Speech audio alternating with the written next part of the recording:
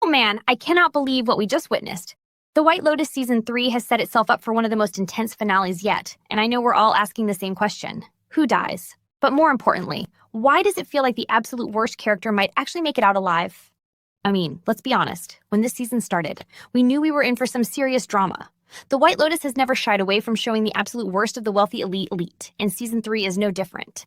But from the very first episode, one character stood out: Saxon Ratliff, played by Patrick Schwarzenegger. And not in a good way. This guy is the definition of entitled, arrogant, and straight up unbearable.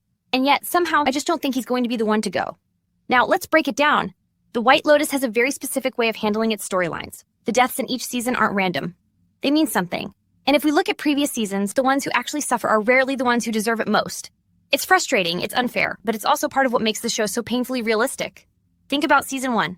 Shane Patton, the spoiled rich kid who threw a tantrum over a hotel room and ended up killing the manager Armand. Did he suffer for it? Not at all.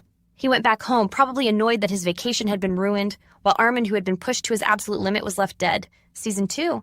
Same pattern. The wealthy tourists escaped mostly unscathed, while characters like Tanya, who, let's be real, we all kind of loved, ended up dead.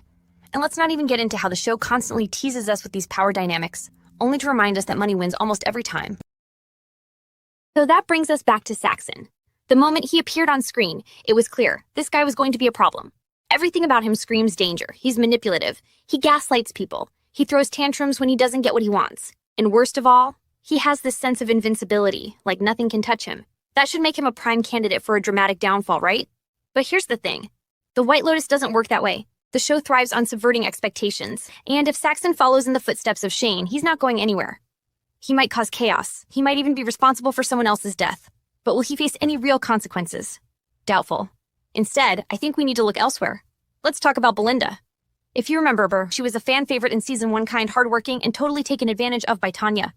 Now she's back, and honestly, that makes me nervous. The show has a history of putting its most sympathetic characters through absolute hell. Could she be one of the victims? Unfortunately, it wouldn't be surprising. Then there's Timothy Ratliff, Saxon's father. From what we've seen, there's something shady about his past, and his family seems to be walking straight into a disaster. If anything, he might be the one to pay the ultimate price, maybe as a way to protect his children, maybe because of some past mistake catching up with him. And let's not forget Rick, played by Walton Goggins. He's a wild card in this season, and his presence alone feels like a warning sign.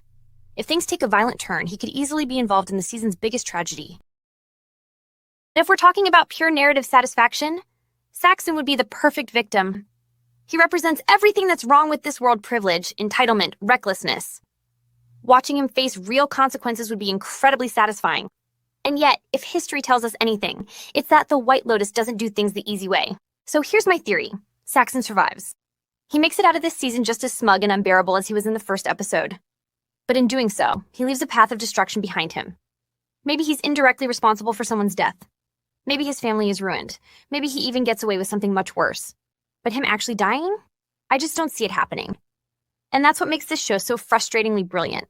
It forces us to confront the reality that in the world of the ultra-wealthy, justice is rarely served. The worst people often come out on top, while the ones who truly deserve better are the ones who suffer. It's uncomfortable, it's infuriating, but it's also what keeps us hooked. But let's take this a step further. What if this season is the one that finally breaks the pattern?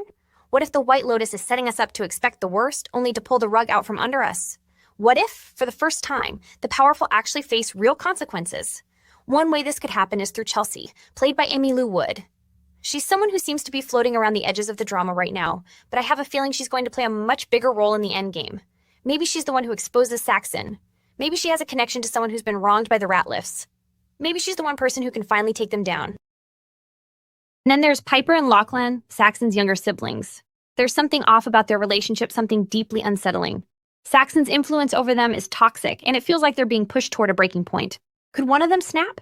Could one of them be responsible for taking Saxon out of the picture? Or maybe, just maybe, Timothy himself is the key. He knows his family is in trouble. He knows their secrets are coming to light. Would he go as far as to sacrifice his own son to save himself? It's a horrifying thought, but in the world of the White Lotus, nothing is off the table. No matter what happens, one thing is clear. This season is building towards something huge. And with just a few episodes left, we're running out of time to figure out who's going to make it out alive. So now, I want to hear from you. Who do you think is going to die in the White Lotus Season 3? Do you think Saxon will actually get what's coming to him, or is he just another Shane in the making? Drop your theories in the comments and let's get this conversation going. And if you love breaking down shows like this, don't forget to like and subscribe. We've got so much more to talk about as we get closer to the finale, and trust me, you won't want to miss it. Thanks for watching, and I'll see you next time. But hey, before you go, let's not forget how much of a cultural phenomenon the White Lotus has become.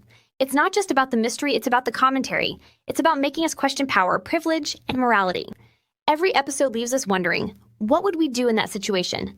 Would we be any different? And that's what makes it so addicting. It's not just a show, it's a mirror.